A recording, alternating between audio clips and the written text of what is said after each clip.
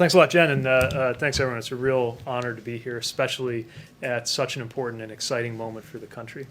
I'm convinced that this is the best chance in our lifetimes to make a generational investment in infrastructure, and that's what the American Jobs Plan does. The need is clear. It's growing by the day. After decades of underinvestment, we have fallen to 13th place globally in infrastructure. Delays caused by traffic congestion alone cost over $160 billion per year, and motorists are forced to pay over $1,000 every year in wasted time and fuel. Americans are spending too much of their money on transportation in the wrong ways, or don't have access to it at all. And the American people are making clear to all of us, regardless of party, that they want us to get it done, and they are not asking us to tinker around the edges. We've risen to this challenge before as a country. In fact, building bold infrastructure has always been central to America's story.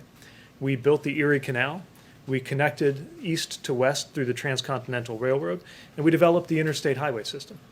And each of those projects was audacious, was transformative, and partly because it challenged the American people to expand our concept of infrastructure. But in doing so, these projects transformed our nation for the better, and they fueled the U.S. economy and way of life for the long run. So now it's our turn. The American Jobs Plan will again transform America's roads and bridges, rail and transit, ports and airports for the better.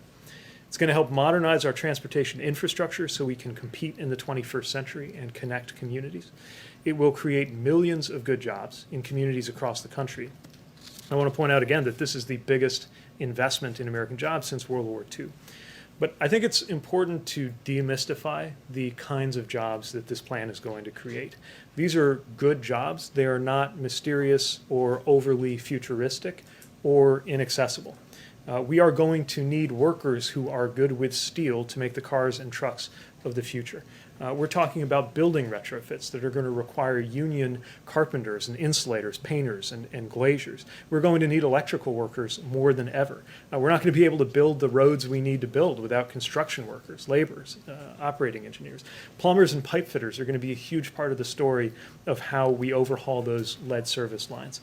So this is a jobs plan that is building America's economy from the middle class out, coming at just the right time. It's meeting the challenges that we face today, and it is fully paid for by making corporations pay their fair share. We think it's unacceptable that there are major profitable corporations in this country paying less in taxes than a teacher or a firefighter, not in terms of a percentage, but in terms of dollars, specifically in many cases paying zero. And there's been a lot of talk at this moment, as you know, about what infrastructure is and isn't. I would argue that infrastructure is the foundation that makes it possible for people to live and work well. And you can't live or work or thrive without things like roads, clean water, electricity, broadband. Yes, that's infrastructure. And investing in a full vision of infrastructure is how we build a safer and more prosperous America. And ultimately, I believe, critical to the American dream. So that's why I'm thrilled to be in this role, delighted by the American Jobs Plan announcement, and spending time every day speaking to stakeholders about how to make sure we get it through.